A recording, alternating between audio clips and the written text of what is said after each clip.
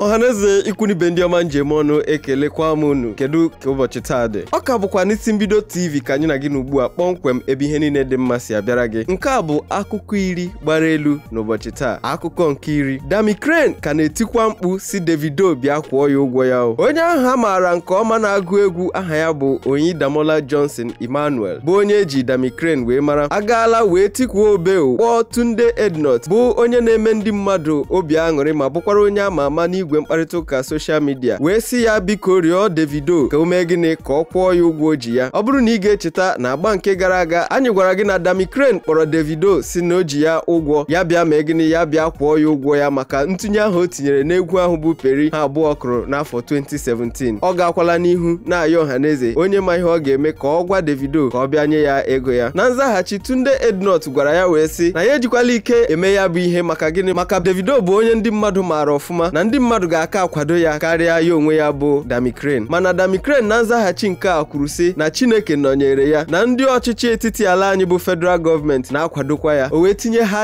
#PayMe ya bụ Davido kwụọ ya ụgwọ ya.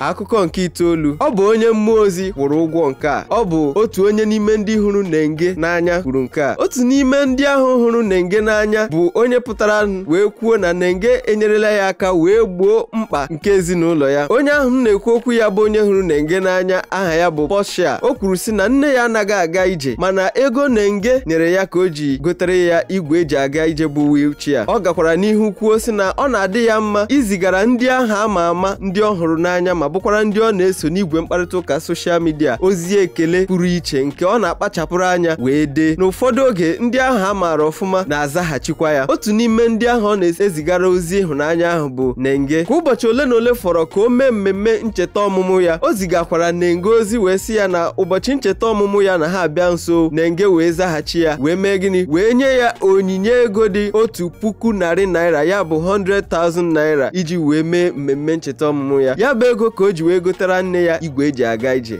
Nenge imekwara nke ọma. Akụkọ nke asatọ, ọ bụ Olamide gbanwere ndụ m bịa ruo taa. Ọ bụ Zlatan na-ekwu nke a. Onye na-agụ egwu ala anyị ya maara nke ọma aha ya bụ Omoniyi Temidayo Raphael onye eji Zlatan Ibile wee mara ezipụla ozi ekele pụrụ iche wee nye Olamide bụ onye metụtara ndụ ya n'ụzọ kwesịrị ekwesị. Ọ sị na obi dị ya mma na ọ na-ekelekwa Chineke ka Olamide si wee nyere ya aka ọkachasị n'aka ọrụ egwu ya bụ nke ọ na-agụ. Ọ sị na Olamide bụ onye dị umeala n'obi ma na-emetụtakwa ndụ mmadụ na ọ naghị ekwu ihe ọjọọ kwugide mmadụ ibe ya dịka ụfọdụ ndị na-eme n'igwe mkparịta ụka social media. Olamide a na-ekwu okwu ya bụ onye nyegoro ndị na-akụ egwu aka dịka Adekunle Gold, Fireboy, DML, Lil Kesh, Ashake, Young John wee dere gawazie. Young John, Views, Fireboy, Ashake. Akụkọ nke asaa, Daniel Rega agwala Olamide sị na ọ bụghị naanị ndị ala ha bụ ndị Yoruba ka ọ ga na-akpọrọ bụ ndị ga na-eti egwu n'ụlọ ọrụ ya. Onye ama ama na-ekwu chọmchọmchọm n'igwe mkparịta ụka social media na Twitter aha ya bụ Daniel Rega abịala wee kpọkuo Olamide si ya kwụsị ị na-akpọrọ ndị ala ha naanị bụ ndị Yoruba ka ha na-eti egwu n'ụlọ ọrụ ya na ọ ga-adịkwa mma ka o tinyetụkwa ndị Igbo na ndị Hausa ka ya bụ ihe wee daba adaba n'ihi na emenyere nwa ogwugwo emenyekwara nwa ọnọsike. Ọ bụrụ na ị ga-echeta, Olamide bụ onye na-enye aka na-akwalite ọkachasị ndị na-eto eto n'ihe banyere iti egwu n'ala anyị ọkachasị ndị obodo ha bụ ndị Yoruba. Ọ bụ ya ka Daniel Rega pụtara na-akpọsị ya biko tinyetụkwa ndị Igbo na ndị Hausa na ha ncha bụkwa mmadụ. Na nzaghachi otu onye n'ime ndị hụrụ Olamide n'anya zaghachiri Daniel Rega wee sị ya na ụlọọrụ YBNL bụ ụlọọrụ egwu ya. Ọ sị na ya bụ ụlọọrụ abụghị ụlọọrụ nnọchite anya House of Assembly nke Hausa, Igbo na Yoruba ga-anọ na ya hapụ ya ka ọ na-eme ihe ọ na-eme.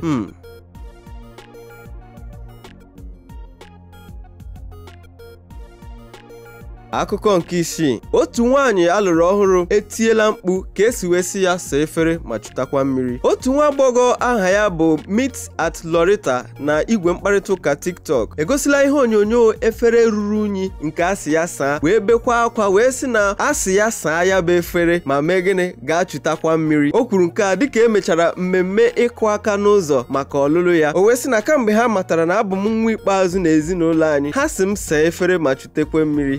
life no balance. Ọ bụ otu a ka o si wee kwuo ya. Mana ndị be anyị, ọ bụ na nwaanyị alụrụ alụ aga asanwukwa efere ka ọ na ọ ga-echinwukwa mmiri? Akụkọ nke ise, Rita Dominic na di ya anabatala ụmụ ejima ọhụrụ na mba UK. Nwaada ala anyị na-eme ihe ejije nakwa ihe onyonyo aha ya bụ Rita Dominic na ọmalịcha di ya aha ya bụ Fidelis Anọsike anabatala ụmụ ejima ọhụrụ. Dịka onye gbasara ya bụ ozi wee kwuo, ọ sị na amụrụ ụmụ ejima ahụ na mba United Kingdom. O wee sịkwa na anụla olu nne ma nụkwa olu nwa. Mana otu ọbụla o si wee dị, Rita Dominic zaghachiri ozi ahụ n'igwe mkparịta ụka Twitter ya wee kwuo na ya bụ akụkọ bụ okwu asị na ọ bụghị ihe mere eme. Ndị be anyị, kedu onye anyị ga-ekwenyere? Ọ bụ onye si na ọ mụọla nwa ka ọ bụ Rita Dominic si na ya amụbeghị nwa? A na-ekpuchi afọ ime aka? Anyị ga na-aṅakwa ntị ka anyị mara nke ga-apụta n'akụkọ ahụ. Akụkọ nke anọ, Wizkid ga-etinye egwu ya nke ga-apụta ọhụrụ n'igwe Apple Music. Onye na-akụ egwu ala anya maara nke ọma aha ya bụ Ayo Balogun, onye eji Wizkid wee mara, ekwuola na egwu ya ọzọ ga-apụta na mba London na ọ ga-apụta na Apple Music n'abalị 27 n'ọnwa anyị nọ n'ime ya. O kwuru nke a n'igwe mkparịta ụka Twitter na ya bụ egwu ga-abụ ọkaibe. O wee gwa ọhaneze si biggest bird bringing #Apple Music live to London. Ya bụ na ya bụ egwu bụ na Apple Music ka a ga-ahụ ya.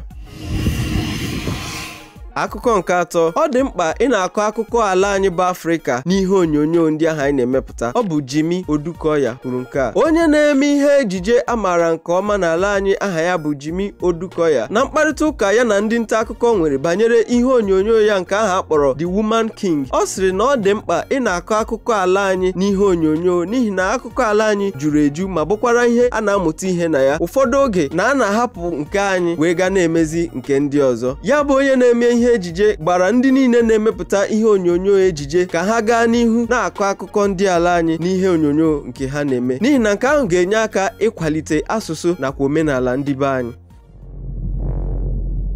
An evil is coming that threatens our kingdom, our freedom. But we have a weapon they are not prepared for.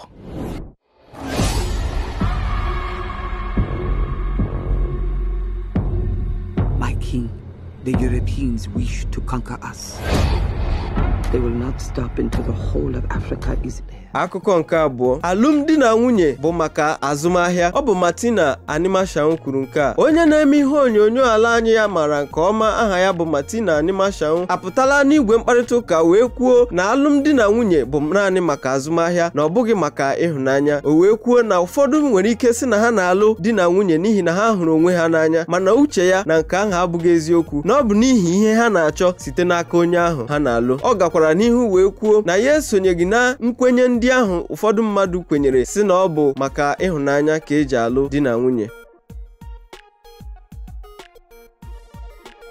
Akụkọ nke mbụ, ihe onyonyo Brotherhood ga-abanye n'ihe ngosi sinima n'ụbọchị Fraịde anyị nọ n'ime ya. Ihe onyonyo ahụ emere nke ọma aha ya bụ Brotherhood abanyela n'igwe ngosi sinima n'abalị 23 nke ọnwa Septemba anyị nọ n'ime ya. Onye mepụtara ihe onyonyo a na-ekwu maka ya bụ onye na-eme ihe onyonyo nwetagoro ihe nrite dị iche iche. Aha ya bụ Jade Osiberu. Ndị nọ na ihe ejije a na-ekwu maka ya gụnyere Basketmouth, Falz, Sam Dede, Mercy Aigbe, Toby Bakare, Dorothy, Diana Rossett na ndị ọzọ ama ama. Ya bụ ihe onyonyo atụwara anya ya kamgbe ga-apụta na sinima n'ụbọchị taa.